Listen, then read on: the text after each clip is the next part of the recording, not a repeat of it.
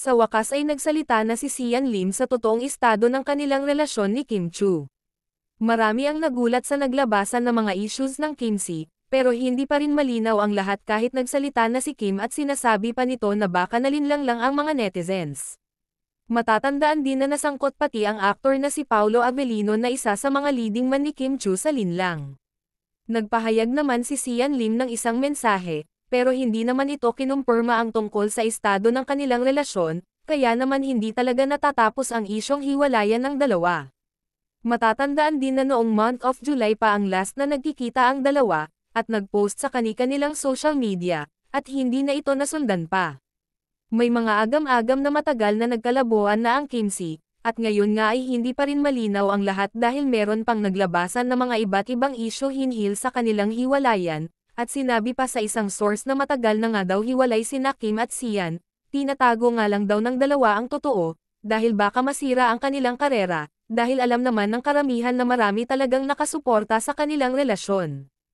At hindi lang yan, dahil may lumalabas pa na mga istorya na si Paolo at Kim ay nagkamabutihan na daw, at sweet pa nga ang dalawa kahit walang camera na nakatutok sa mga ito, hinhil sa mga naglalabasan ng mga speculation ay wala namang kinumpirma ang dalawa na sina Sian Lim at Kim Chu.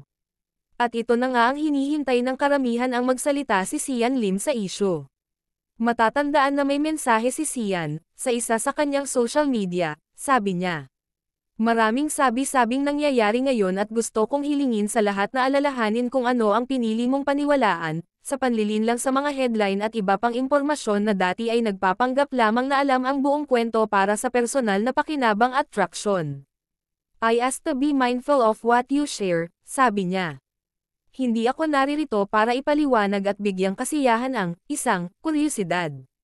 Hindi ako nandito para humingi ng simpatiya at magkalat ng puot. Hindi ako iyon, isinulat niya. Mahal ko ang mga tao sa paligid ko.